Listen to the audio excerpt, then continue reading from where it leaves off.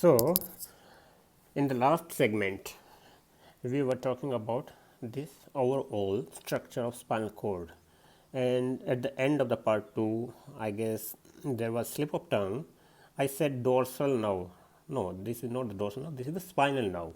Spinal nerve, which is a mixed nerve, and this mixed nerve is made up of the roots, dorsal root and ventral root. Within the dorsal root, there are the sensory input, and within the ventral root, there are motor. Okay, and this combines and forms a mixed nerve, that is the spinal nerve. Now, spinal connections, coming to the like afferent fibers, the fibers which are coming from the extremities, from our limbs or trunk, it enters to the spinal cord, and it has got only three destinations. Either they will ascend directly in the dorsal column of the spinal cord as major ascending track, so they will ascend directly to the central nervous system. Suppose it is entering and it will go directly. Second one is they will terminate in the dorsal horn and relay on the second order of neuron in the same segment and on the same side of the spinal cord. And this second order neuron then crosses to the opposite side and ascend in the anterolateral system. And the third one is they are directly or indirectly in contact with the corresponding motor neuron. What does it mean, corresponding motor neuron? Means motor neuron of the same spinal segment. Suppose this ascending fiber is coming from C5 segment, then it might contact with directly or indirectly with the motor neuron that is exiting through the C5 nerve. Okay, like in the synapse class we have read about the Renshaw cell inhibition.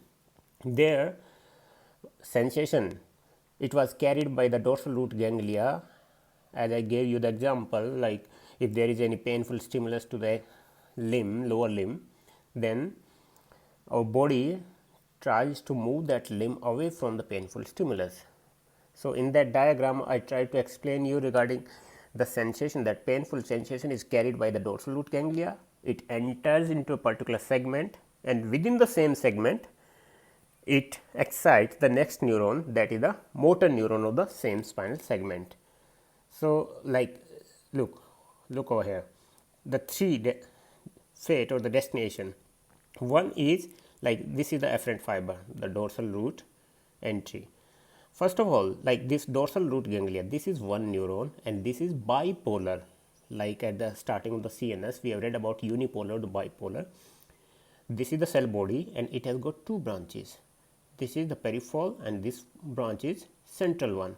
Peripheral is going to the extremities and it is ending over the sensory receptor, and those receptors are receiving the signal or the stimulus and then carrying that signal through this peripheral branch, then it goes to the central branch. Now, this central branch, it might go directly to the central nervous system, directly as a ascending track, and these kind of the fibers which comes from the extremities without relying in the spinal cord directly goes to the central nervous system.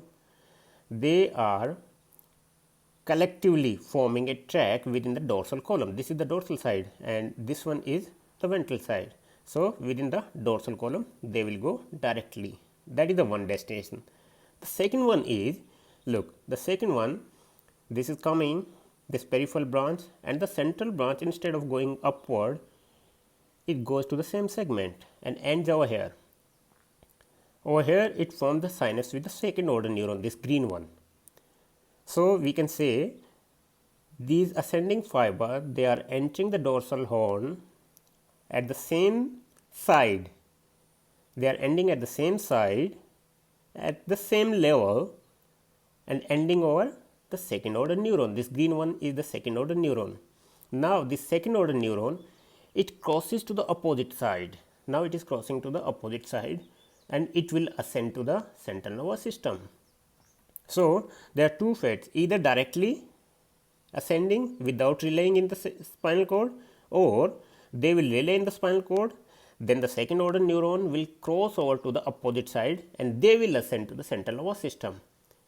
And this type of the pathway, they are called as anterolateral pathway or spinothalamic, means from the spinal cord to the thalamus it will go. So, we will cover about this spinothalamic or anterolateral system and the dorsal column system in the coming slide when we will talk about the sensory function or the ascending tract. So, these are the two fates. What about the third one? Third one is they are entering this dorsal nerve peripheral branch is entering, it is ending at the same level of the segment, but instead of ending over the afferent fiber, it is forming a connection with the motor neuron.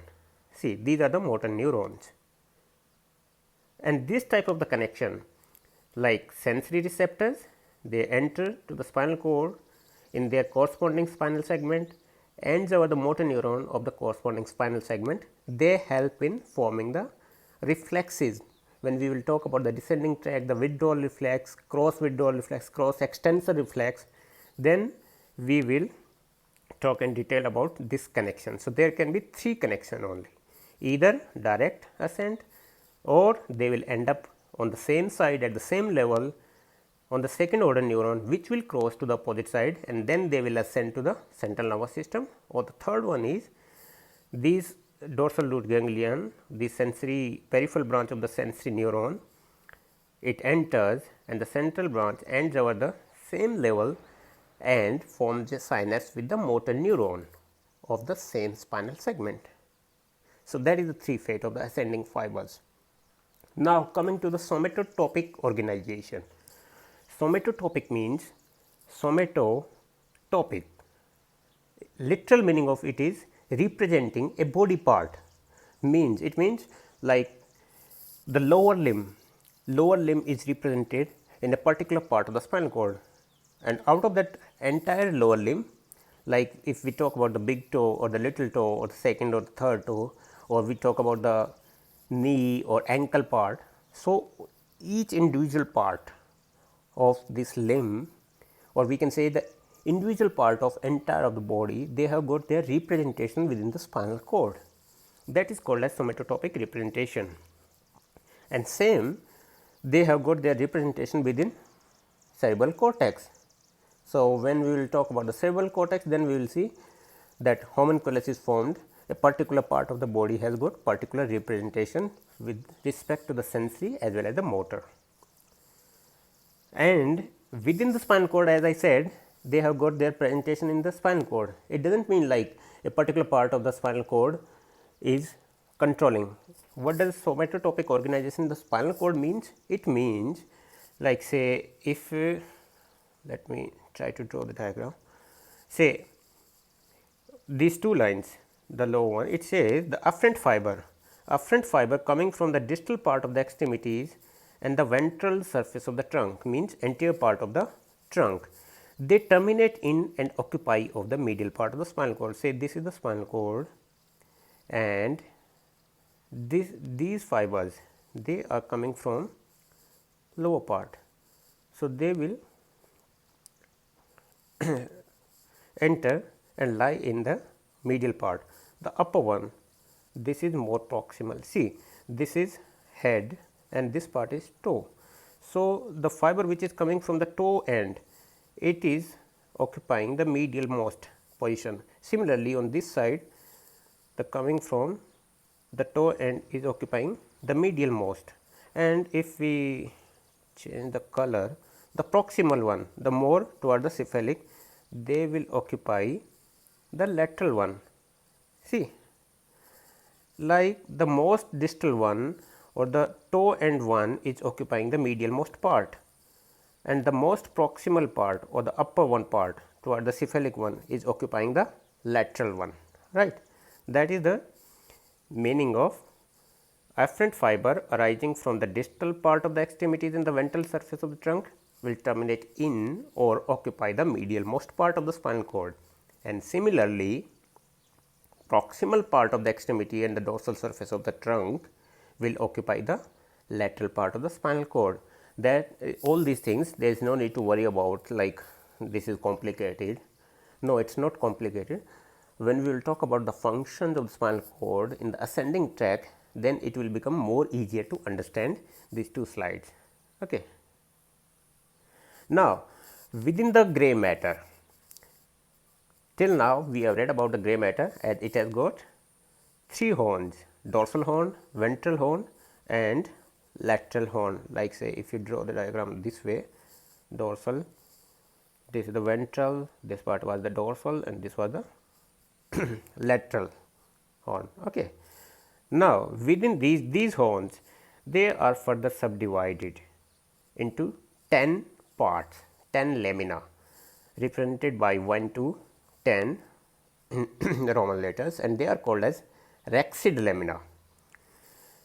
Within the rexid lamina, like these 1 to 10, initial 1 to 6, the first 6 lamina, they are part of the dorsal horn.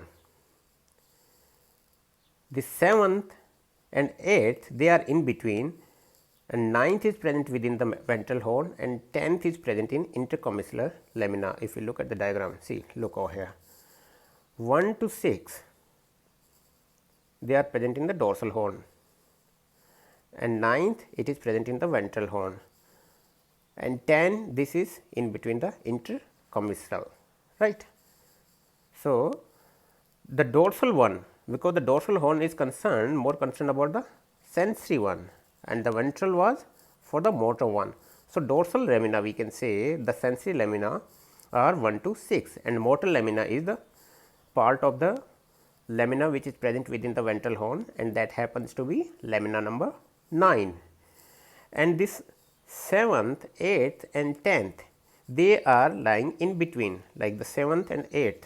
The 7th and 8th is like I said like few minutes back, the ascending fiber, they have got three destinations, either they directly ascend or they cross over, and they end over the same spinal segment, and the second order neuron cross over, and that second order neuron after crossing over it ascends, or the third one was sensory neuron has got connection with the motor neuron, interconnection. So, this lamina number 7 and 8, this is the part of the spinal cord where the entry of the sensory neuron forms connection with the motor neuron, interconnection. That is why it is written over here. 7th and 8th are also motor, but mainly contribute to the interneuron or interconnecting neuron between different neurons. Okay. Now, the nerve fibers with different diameter terminate preferentially in the different sensory lamina in the dorsal horn.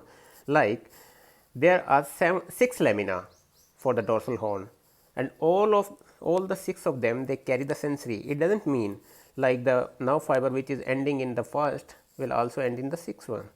They have been subdivided from 1 to 6. All of them are carrying the sensation, the sensory, okay, the pain, temperature, touch, vibration, all these sensations, but it is further subdivided. So, the fiber which are carrying the pain, or the fiber which are carrying the temperature sensation, the fiber which are carrying joint position sensation, say they are designated particular lamina depending on their diameter of the nerve fibers. Now, talking of the diameter of the nerve fibers, we have covered that thing in the initial classes of the CNS, that I will try to give you brief overview after some time. Okay. So, before going to that, like say in this diagram of the rexid lamina, see the dorsal horn is forming like dorsal horn it contains rexid lamina from 1 to 6, right.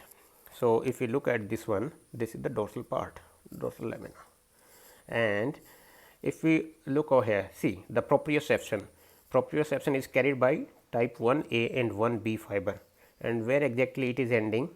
It is ending, if we trace this one, at the 7th one, 9th one, right, and there must be some 6th one also, and The touch receptor, the 2 and 1 beta fibers, they are ending at 5, 4 and 3.